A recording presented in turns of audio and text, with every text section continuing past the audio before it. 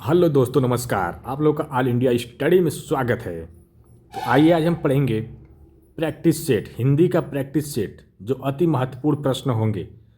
इसमें गद्यांश पद्यांश सभी साथ में लिए गए हैं, ठीक ना। टोटल 30 प्रश्न है जो पेपर में आते हैं। सेम उसी टाइप का क्वेश्चन है, उसी प्रकार का सब कुछ है। तो आप लोग देखिए, इसमें से कम 10 क्वेश्चन तो फंस ही जाएंगे। तो आइए प्रश्न नंबर 1 देखते हैं।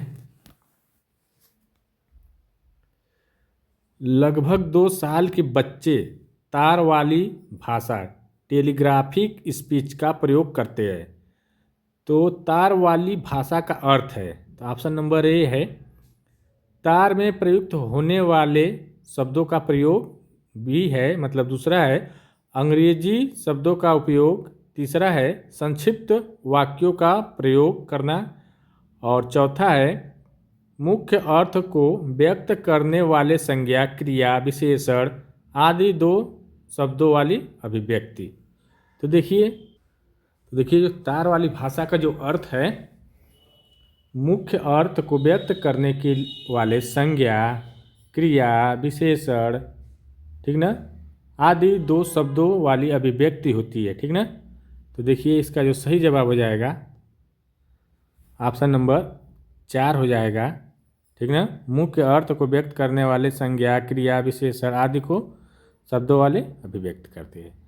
अब प्रश्न नंबर 2 देखेंगे। प्राथमिक स्तर पर सुनना बोलना कौशल के विकास में कौन सी विधियाँ अधिक सहायक है। तो देखिए ऑप्शन नंबर 1 है कहानी कथन और श्रुतलेख। दूसरा है कविता पाठ और भाषा प्रयोगशाला। तीसरा है भूमिका निर्वाह रोल प्ले और समाचार वाचन। चौथा है भूमिका निर्वाह और बातचीत करना। तो देखिए इसका जो सही आंसर क्या होगा। इसमें क्या होता है कि जो प्राथमिक स्तर के बच्चे होते हैं, सुनने और बोलना जो कौशल विकसित होता है, उसमें भूमिका निर्वाह और बातचीत करना होता है, ठीक ना, सबसे सहायक होता है। तो इसका जो सही जवाब हो जाएगा ऑप्शन नंबर 4, ठीक। अब प्रश्न नंबर 3 देखेंगे। इनमें से प्राथमिक स्तर पर भाषा शिक्षण का कौन सा उद्देश्य अनिवार्यतः नहीं है। तो देखिए ऑप्शन नंबर 1 है विभिन्न संदर्भों में प्रयुक्त शब्दों के सही अर्थ ग्रहण करना। दूसरा है विभिन्न संदर्भों और स्थितियों में अपनी बात व्यक्त करने की कुशलता का विकास। और तीसरा है भाषा के अलंकारिक प्रयोग की क्षमता का विकास। और चौथा है मानवीय मूल्यों का विकास।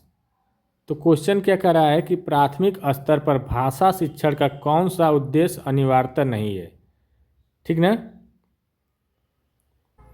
तो देखिए जो विभिन्न संदर्भों में प्रयुक्त शब्दों को सही अर्थ ग्रहण करना और सब विभिन्न परिस्थितियों में अपनी बात को व्यक्त करना, ठीक ना, और कुशलता का विकास करना, और ये सब क्या है, जरूरी है, अनिवार्य है, ठीक ना।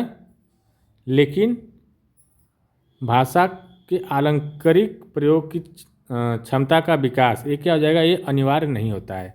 तो इसलिए क्या हो जाएगा, ये गलत हो जाएगा, ठीक ना। तो इसका जो सही आंसर यही हो जाएगा, तीसरा। प्रश्न नंबर 4 है उपचारात्मक शिक्षण का उद्देश्य है। तो ऑप्शन नंबर ए छात्रों की प्रारंभिक त्रुटियों में सुधार करना। दूसरा है छात्रों की ज्ञान संबंधित त्रुटियों को दूर करना। तीसरा है छात्रों में आत्मविश्वास जगाना। और चौथा है उपरोक्त सभी। तो देखिए अगर उपचारात्मक शिक्षण का उद्देश्य जो होता है छात्रों की त्रुटियों में सुधार करना, ठीक ना, ज्ञान संबंधी जो त्रुटियां हो रही है उसको भी सुधारना, और छात्रों में आत्मविश्वास जगाना भी जरूरी होता है। तो इसलिए इसका सही आंसर हो जाएगा उपरोक्त सभी। ऑप्शन नंबर 4 सही हो जाएगा। प्रश्न नंबर 5 देखेंगे। हिंदी भाषा की परीक्षा में किसी विषय की सामान्य समझ की जांच के लिए किस प्रकार के प्रश्नों का प्रयोग सर्वाधिक उपयुक्त होता है। ऑप्शन नंबर 1 है अति लघु उत्तरीय प्रश्न, दूसरा है वस्तुनिष्ठ प्रश्न, तीसरा है निबंधात्मक प्रश्न, चौथा है सभी। तो कह रहा है देखिए, जब हिंदी भाषा में सामान्य समझ के लिए, ठीक ना, तो सबसे बेहतर होता है कि अति लघुत्तरीय प्रश्न पूछा जाए, जिससे सर्वाधिक अच्छी तरीके से जांच हो जाएगी कि बच्चा किस प्रकार से पढ़ रहा है, ठीक ना। तो इसका जो सही जवाब हो जाएगा अति लघु उत्तरीय प्रश्न पूछना, ठीक ना। ऑप्शन नंबर 1 हो जाएगा। प्रश्न नंबर 6 है निम्नलिखित में से कौन सा मौखिक भाव प्रकाशन शिक्षण का उद्देश्य है। तो देखिए ऑप्शन नंबर 1 है छात्रों को शुद्ध उच्चारण, उचित स्वर, उचित गति के साथ बोलना सिखाना। दूसरा है छात्रों को निसंकोच होकर अपने विचार व्यक्त करने के लिए योग्य बनाना। तीसरा है विषयानुकूल व प्रसंगानुकूल शैली का प्रयोग करना और सिखाना। और चौथा है उपरोक्त सभी। तो देखिए कह रहा है कि निम्नलिखित में से कौन सा मौखिक भाव प्रकाशन शिक्षण का उद्देश्य है। देखिए मौखिक भाव मतलब बोलने वाला, तो शुद्ध उच्चारण और उचित स्वर भी ठीक है। निसंकोच होकर के छात्र अपने विचार को व्यक्त करेंगे और विषय के अनुकूल और प्रसंगानुकूल शैली का प्रयोग करेंगे, जिससे बच्चे सीखेंगे। तो इसका मतलब है कि ये चारों ऑप्शन क्या हो जाएगा, सही हो जाएगा। तो ऑप्शन नंबर 4 उपरोक्त सभी। अब प्रश्न नंबर हम 7 देखेंगे। बच्चे भाषा सीखने की क्षमता के साथ पैदा होते हैं, मुख्यतः यह विचार किसका है। तो देखिए ऑप्शन नंबर 1 है L.S. वाइगोस्की, बी है इवान पावलोव है, ठीक ना। तीसरा है नाओम चामस्की और चौथा है जीन पियाजे। तो देखिए जीन पियाजे तो कहे नहीं है, ये तो संज्ञानात्मक विकास का सिद्धांत दिए हैं, ठीक ना। तो यह जो कहे है बच्चे भाषा सीखने की क्षमता के साथ पैदा होते हैं, जो बच्चे होते हैं भाषा सीखने की क्षमता के साथ पैदा होते हैं, विचार उनका है, किसका, चामस्की का है। तो इसका जो सही जवाब हो जाएगा ऑप्शन नंबर 3 नाओम चामस्की, ठीक। प्रश्न नंबर 8 है मैंने चाट खाई और फिर मैंने हंसी, शर्मिला का यह भाषा प्रयोग मुख्यतः किस ओर संकेत करता है। तो देखिए ऑप्शन नंबर 1 है व्याकरणीय नियमों की जानकारी न होना। दूसरा है नियमों का अति सामान्यीकरण। तीसरा है भाषा प्रयोग में असावधानी। चौथा है भाषा की समझ न होना। तो करे मैंने चाट खाई फिर भी हंसी, तो शर्मिला का यह भाषा प्रयोग मुख्यतः किस ओर संकेत कर रहा है। तो देखिए ये जो संकेत कर रहा है, तो ये देखिए नियमों का अति सामान्यीकरण का ओर संकेत कर रहा है, क्योंकि शर्मिला को योजक शब्द और बाद में मैंने के स्थान पर मैं का प्रयोग करना चाहिए था, ठीक ना। इसलिए यह सामान्यीकरण का प्रयोग कर रहा है। अगला क्वेश्चन देखेंगे, प्रश्न नंबर 9। रेशमा 1 साल पहले असोम से पंजाब आई। वह हिंदी भाषा का प्रयोग करते समय त्रुटियां करती है। एक शिक्षक के रूप में आप किस कथन को सही मानेंगे। ऑप्शन नंबर 1 है रेशमा को बार बार त्रुटियां बताने को कहेंगे। दूसरा है उसे भाषा प्रयोग के अधिकाधिक अवसर देना चाहिए। तीसरा है उसे रोज़ 1 घंटा हिंदी भाषा के शब्द बोलने का अभ्यास कराना चाहिए। और चौथा है उसकी मातृभाषा का प्रभाव लक्ष्य भाषा पर नहीं पढ़ने देना चाहिए। तो देखिए जब बार बार अगर बच्चा त्रुटि कर रहा है, कहीं दूसरे जगह से आया है, तो आने के बाद वहाँ की भाषा थोड़ा अलग होगी और यहाँ की भाषा अलग हो जाएगी। तो जब बार बार उसको हम प्रयोग करेंगे अवसर देंगे बोलने के लिए, ठीक ना, बच्चे को जितना अवसर देंगे वो जल्दी उस भाषा को सीख लेगा, ठीक ना। तो इस हिसाब से इसका जो सही आंसर हो जाएगा, उसे भाषा प्रयोग के अधिकाधिक अवसर देना चाहिए। ऑप्शन नंबर 2 करेक्ट हो जाएगा। अब हम लोग देखेंगे प्रश्न नंबर 10। लेखन कुशलता का विकास करने में सबसे कम महत्वपूर्ण है। ऑप्शन नंबर 1 प्रतिलिपि, दूसरा अधूरा कहानी को पूरा करना, तीसरा है कहानी कहानी कविता आदि का सृजनात्मक लेखन, और चौथा है आंखों देखी घटनाओं को लिखना। तो देखिए कह रहा है लेखन कुशलता का विकास करने में सबसे कम महत्वपूर्ण क्या होगा। देखिए प्रतिलिपि, अगर बार बार उनको प्रतिलिपि थमा देंगे, दे देंगे बच्चे को, तो कम विकास करेगा, ठीक ना। प्रतिलिपि का मतलब समझ रहे हैं, जैसे लिखी हुई वस्तु, लिखी हुई किताब दे दीजिए, लिखी हुई कॉपी दे दीजिए, उसको लिखने का अवसर न मिले तो क्या होगा, नहीं, कम विकास कर पाएगा, ठीक ना। प्रश्न नंबर 11 है, भाषा सीखने में जो त्रुटियां होती है। ऑप्शन नंबर 1 उन्हें कठोरता से लेना चाहिए, दूसरा है उन्हें जल्दी से दूर किया जाना चाहिए, तीसरा वे बच्चों की त्रुटियों की ओर संकेत करती है, और चौथा वे सीखने की प्रक्रिया का स्वाभाविक हिस्सा होती है जो समय के साथ दूर होने लगती है। तो देखिए भाषा सीखने की त्रुटियां जो होती है वे सीखने की एक प्रक्रिया होती है, ठीक ना। तो जब सीखने की प्रक्रिया होगी तो स्वाभाविक रूप से आएगी, और वो धीरे धीरे समय के साथ क्या हो जाएगी, वह दूर होती जाएगी, ठीक ना। तो इसका सही आंसर हो जाएगा ऑप्शन नंबर 4, वे सीखने की प्रक्रिया का स्वाभाविक हिस्सा होती है जो समय के साथ दूर होने लगती है। अब प्रश्न नंबर हम लोग देखेंगे 12, पढ़ना कौशल में सबसे ज़्यादा महत्वपूर्ण है। तो ऑप्शन नंबर 1 शब्दों वाक्यों को शुद्ध रूप से उच्चारित करना, दूसरा है केवल अक्षर पहचानना, तीसरा है तेज गति से पढ़ना, और चौथा है संदर्भानुसार अर्थ ग्रहण करना। कह रहा है पढ़ना कौशल में सबसे ज़्यादा महत्वपूर्ण क्या होता है। जब कोई बच्चा पढ़ेगा तो जब पढ़ेगा तो उसका मतलब उसको निकलना चाहिए ना, उसका अर्थ आना चाहिए, उसको अर्थ का ग्रहण करना चाहिए। पढ़ने का मतलब यही होता है ना, जब पढ़ेंगे तो उसका अर्थ समझ में आना चाहिए ना, संदर्भ के अनुसार। तो इसका देखिए जो सही आंसर हो जाएगा ऑप्शन नंबर 4 हो जाएगा, संदर्भानुसार अर्थ ग्रहण करना, ठीक ना। ये जो केवल शब्द होता है ऑटोमेटिक निगेटिव होता है, इसको काट दिया करिए। प्रश्न नंबर 13 है, सुलेखा ने पाठ को पढ़ाते हुए जीवन को जिंदगी पढ़ा। यह इस और संकेत करता है बताइए कौन सा में। कह रहा है सुलेखा है पाठ को पढ़ा रही है लेकिन जीवन को जिंदगी पढ़ दी, तो यह किस ओर संकेत कर रहा है।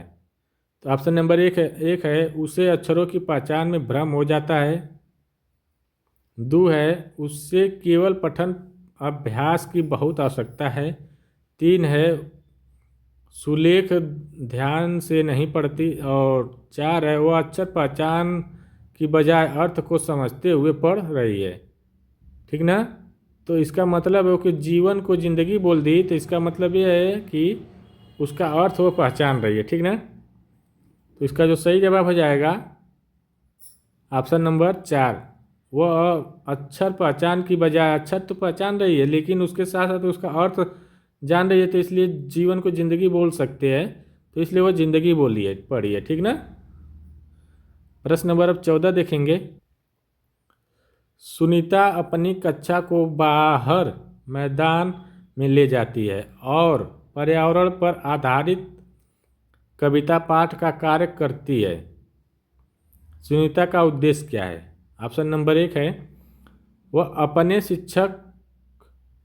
प्रशिक्षक में सीखी बातों का निर्वाह करना, दूसरा है मैदान में प्राकृतिक वातावरण के साथ संबंध जोड़ते हुए कविता को समझने का अवसर देना, तीसरा है बच्चों को रोजमर्रा की चर्चा से मुख्य अलग माहौल देना, ठीक ना, कुछ अलग माहौल देना, और चौथा है इनमें से कोई नहीं। तो देखिए जब सुनीता बच्चों को क्लास में से बाहर ले जाके मैदान में ले जा रही है और कह रही है कि उम, एक कविता लिखिए, तो इसका मतलब ये है कि वो बाहर ले जाने का उसका मेन उद्देश्य है कि वो वातावरण के साथ जोड़ करके कविता को समझाने का अवसर वो दे रही है, ठीक ना।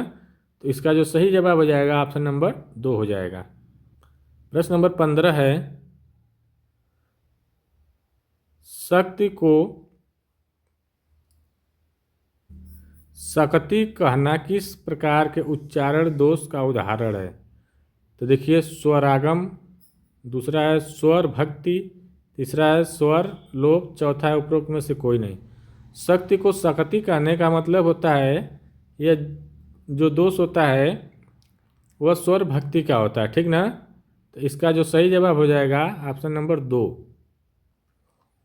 तो देखिए, यहाँ तक जो प्रश्न है, प्रश्न नंबर 15 तक, ये पैडागोजी सेक्शन से था, भाषा शिक्षण में। अब हम पढ़ेंगे गद्यांश। गद्यांश को पढ़ेंगे, गद्यांश के बाद ये 16 से 24 क्वेश्चन तक रहेगा। तो गद्यांश पढ़ने के बाद उसका हम गद्यांश से ही उत्तर देंगे, ठीक ना। तो गद्यांश को चलिए पढ़ते हैं, देखते हैं। थोड़ा सा छोटा कर दे रहे हैं, देखिए कितना हो रहा है,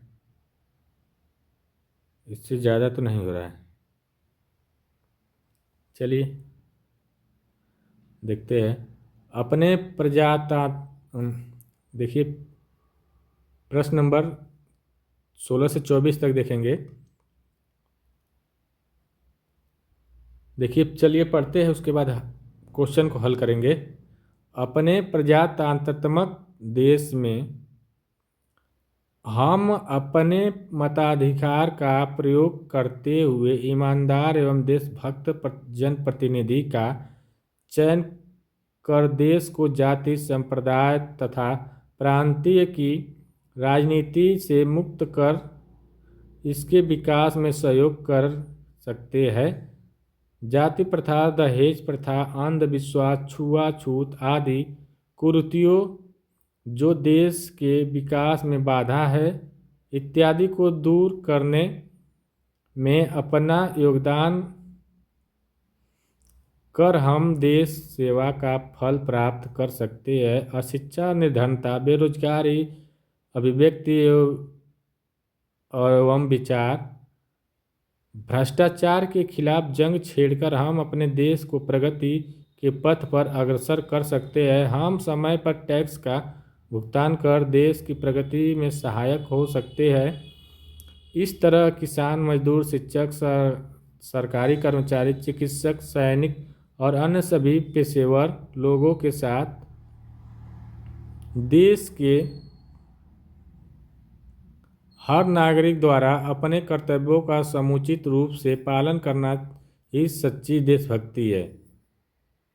नागरिक में देश प्रेम का अभाव राष्ट्रीय एकता में बड़ी बाधा के रूप में कार्य करता है, जबकि राष्ट्र की आंतरिक शांति तथा सुव्यवस्था और दुश्मनों से रक्षा के लिए राष्ट्रीय एकता परम आवश्यक है। यदि हम भारतवासी किसी कारणवश छिन्न भिन्न हो गए तो हमारी पारंपरिक फूट को देखकर अन्य देश हमारे लोकतंत्रता को हड़पने का प्रयास करेंगे। इस प्रकार अपनी स्वतंत्रता की रक्षा एवं राष्ट्र की उन्नति के लिए राष्ट्रीय एकता परम आवश्यक है, और राष्ट्रीय एकता बनाए रखना तभी संभव है जब हम देश के प्रति अपने कर्तव्यों का पालन करेंगे। जो राष्ट्र संगठित होता है उसे न कोई तोड़ सकता है और न ही कोई उसका कुछ बिगाड़ सकता है। वह अपनी एकता एवं सामूहिक प्रयास के कारण सदा प्रगति के पथ पर अग्रसर रहता है। अतः हमारा कर्तव्य है कि सब कुछ न्यौछावर करके भी हम देश के विकास में सहयोग दें, ताकि अनेक राष्ट्रीय व अंतर्राष्ट्रीय समस्याओं का सामना कर रहा हमारा देश निरंतर प्रगति के पथ पर अग्रसर रहे। अंततः हम कह सकते हैं कि देश सर्वोपरि है। देखिए, इतना बड़ा है। अब इसको एक पेज में तो लाना मुश्किल है, ठीक ना। तो चलिए क्वेश्चन के हिसाब से हम खोज खोज के हल करेंगे पेज को, और क्या करेंगे। क्वेश्चन है, निम्नलिखित में किसकी चर्चा देश प्रेम के एक रूप के तौर पर नहीं की गई। ऑप्शन नंबर 1 है, अपने मताधिकार का प्रयोग करते हुए ईमानदार एवं देशभक्त जनप्रतिनिधि का चयन करना। ये बात तो सही है, ये चर्चा हुई है, ठीक ना। दूसरा है, देश को जाति संप्रदाय तथा प्रांतीय की राजनीति से मुक्त करना। ये भी चर्चा हुई है इस गद्यांश में। और तीसरा है, अपने हित को सर्वोपरि समझना। देखिए ये जो सर्वोपरि है शब्द ना, अपने हित को सर्वोपरि समझना, ये चर्चा नहीं हुई है, ठीक ना। और चौथा, अशिक्षा, निर्धन, बेरोजगारी, अभिव्यक्तिचार और भ्रष्टाचार के खिलाफ जंग छेड़ना, सब चर्चा हुई है, ठीक ना। सिर्फ कौन सी चर्चा नहीं हुई है, तीसरा वाला देख लेते हैं। मताधिकार के बारे में हुई है, ठीक। सरकारी कर्मचारी और ईमानदार और जनप्रतिनिधित्व और प्रांतीय के बारे में भी हुई है, ठीक। तो इसका जो सही आंसर क्या तब हो जाएगा।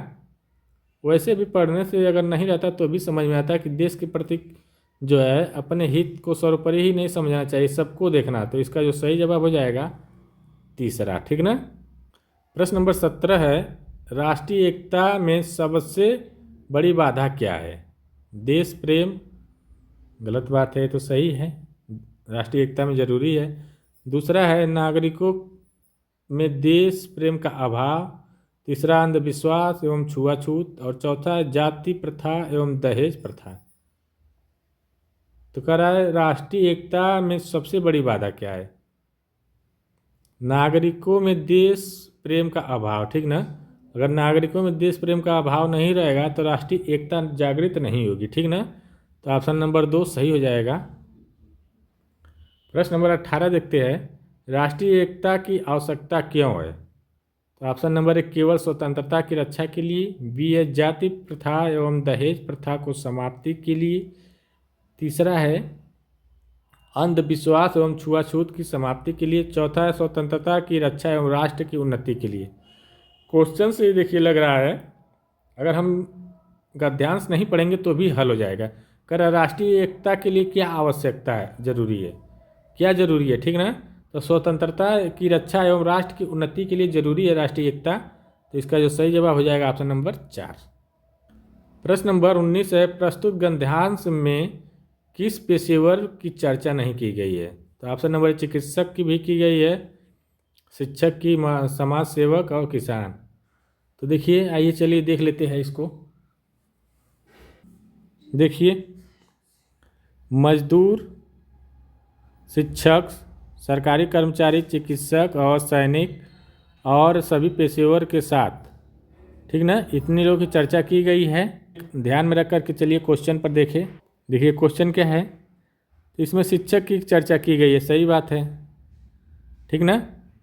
शिक्षक की चर्चा हुई है और उसके बाद चिकित्सक की भी हुई है, किसान की भी हुई है, समाज सेवक की नहीं हुई है। तो इसका जो सही आंसर हो जाएगा समाज सेवक, ठीक ना।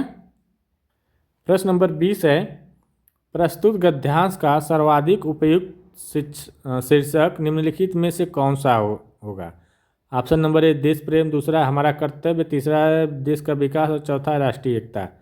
तो देखिए जो गद्यांश में सबसे, जो गद्यांश है वो देश प्रेम के प्रति है, ठीक ना, कि देश में क्या नहीं, भ्रष्टाचार नहीं होना चाहिए और सब लोग एकता बना कर रहे ताकि स्वतंत्रता बनी रहे और देश उन्नति करे। तो देश प्रेम के प्रति हुई है, ठीक ना। तो इसका जो सही जवाब हो जाएगा ऑप्शन नंबर 1। प्रश्न नंबर 21 है, इत्यादि का संधि विच्छेद क्या है। तो देखिए इत्यादि का जो संधि विच्छेद होगा, इति धन आदि, इत्यादि। ऑप्शन नंबर 1 सही हो जाएगा। प्रश्न नंबर 22 है, प्रगति के पथ पर अग्रसर रहता है, इसका मतलब क्या है। Option number A, option number A है सुगठित राष्ट्र। दूसरा है सुव्यवस्थित राष्ट्र। तीसरा है संगठित राष्ट्र। और चौथा है अव्यवस्थित राष्ट्र। तो देखिए सुव्यवस्थित राष्ट्र, ठीक ना, इसका जो सही जवाब हो जाएगा सुव्यवस्थित राष्ट्र। अब प्रश्न नंबर 23 देखेंगे। सर्वोपरि है ऑप्शन नंबर ए देश, दूसरा है परिवार, तीसरा है राज्य, चौथा है व्यक्तिगत जीवन। तो गद्यांश के अनुसार सर्वोपरि किसको माना गया है? देश को ना, तो ये हो जाएगा देश। प्रश्न नंबर 24 है, अग्रसर का तात्पर्य क्या है? आगे की ओर बढ़ना, आगे होना, आगे नहीं बढ़ना, आज्ञाकारी। अग्रसर का जो मतलब होता है आगे की ओर बढ़ना, अग्रसर हो रहा है तो आगे बढ़ रहा है, ठीक ना। तो अब आइए देखेंगे, यहाँ तक तो हो गया 24 क्वेश्चन गद्यांश से। अब पद्यांश को पढ़ेंगे, उसके बाद उसका भी हल करेंगे। आइए देखते हैं। तो देखिए जो पद्यांश है 25 से 30 तक क्वेश्चन है इसमें। आइए इसको पढ़ते हैं, उसके बाद प्रश्न पर हल करने चलेंगे। हारा तू 100 बार गुनाहों से लड़कर, लेकिन बारंबार लड़ा हूँ मैं उठ उठ कर। इससे मेरा हर गुनाह भी मुझसे हारा। मैंने अपने जीवन को इस तरह उबारा, डूबा हूँ हर रोज किनारे तक आकर, लेकिन मैं हर रोज उगा हूँ जैसे दिनकर। इससे मेरी असफलता भी मुझसे हारी। मैंने अपनी सुंदरता इस तरह सवारी। तो देखिए, आइए इसका जो देखते हैं प्रश्न क्या कह रहा है। कह रहा है कि कवि ने अपनी असफलताओं पर विजय कैसे पाई। तो देखिए, तो कह रहा है कि मैं हारा हूँ लेकिन उठ उठ कर, गिर गिर कर फिर उठा हूँ, मतलब संघर्ष किया हूँ, ठीक ना। तो इसका जो सही आंसर क्या हो जाएगा? इसका मतलब है कविता के अनुसार निरंतर संघर्ष करने से। तो ऑप्शन नंबर 2 सही हो जाएगा, ठीक। बार बार कभी गिरा है, फिर उठा है, फिर गिरा है, फिर करते करते एक दिन सफलता प्राप्त कर लिया है। 26 है, किनारे तक आकर डूबने का अर्थ। देखिए, किनारे तक आकर डूबने का अर्थ क्या होगा? सफलता के समीप आकर के, मतलब एकदम समीप आकर के फिर क्या हो गया? असफल हो गया, ठीक ना। तो यही है, किनारे तक आकर डूबने का अर्थ ही होता है। जब क्या होता है कि जैसे नदी, मान लो नदी में कोई डूब रहा है और तैरते तैरते किनारे तक आ गया है, बस सफलता पाने ही वाला है, फिर भी वह नहीं पाया, फिर वो डूब गया। तो इसका मतलब यही हुआ ना कि वो सफलता के समीप होकर भी सफल ना हो पाना। तो इसका जो सही जवाब हो जाएगा ऑप्शन नंबर 3। प्रश्न नंबर 27 है, कवि सूर्य का उदाहरण देकर क्या बताना चाहता है। देखिए उसमें जो था, देखते हैं कवि सूर्य का उदाहरण देकर क्या बताना चाह रहा है। कह रहा है जैसे दिनकर इससे मेरी असफलता भी मुझसे हारी, मैंने अपनी सुंदरता इस तरह सवारी। कह रहे हैं कि जैसे दिनकर बार बार सूर्य डूबता है और उगता है, ठीक ना, उसी प्रकार क्या हुआ, हम भी बार बार प्रयास किए और एक दिन सफल हो गए। तो हार के बाद फिर संघर्ष करना हो जाएगा, ठीक ना। तो इसका जो सही जवाब हो जाएगा ऑप्शन नंबर 1, हार के बाद फिर संघर्ष करना। प्रश्न नंबर 28 कह रहा है, कवि ने अपना जीवन कैसे संवारा। जीत कर, खुश रहकर, सूर्य की तरह चमक कर, तीसरा हार न मान कर, निरंतर संघर्ष करके। तो देखिए, कवि अपना जो जीवन संवारा है वह हार नहीं माना है और संघर्ष करता चला गया, और निरंतर संघर्ष करने से उसका जीवन संवर गया। तो इसका सही जवाब ऑप्शन नंबर 4 हो जाएगा। प्रश्न नंबर 29 है, उठ उठ में अलंकार कौन से है। देखिए उठ उठ क्या है, बार बार आ रहा है ना, पुनर्वृत्ति हो रही है। तो इसका जो सही आंसर हो जाएगा पुनरुक्ति प्रकाश, ऑप्शन नंबर बी करेक्ट हो जाएगा, दूसरा। प्रश्न नंबर 30 देखते हैं, असफलता में प्रयुक्त उपसर्ग। असफलता में प्रयुक्त उपसर्ग क्या है। तो उपसर्ग जो आगे लगा रहता है वही होता है। तो अ इसका क्या है, देखिए अ प्लस सफलता, ठीक ना। तो इसमें जो है अ क्या है, उपसर्ग है। तो इसका सही जवाब हो जाएगा ऑप्शन नंबर ए। देखिए वीडियो अच्छी लगे चैनल को लाइक शेयर सब्सक्राइब जरूर करिए। अब हम मिलते हैं अगले वीडियो के लिए, तब तक के लिए नमस्कार, धन्यवाद।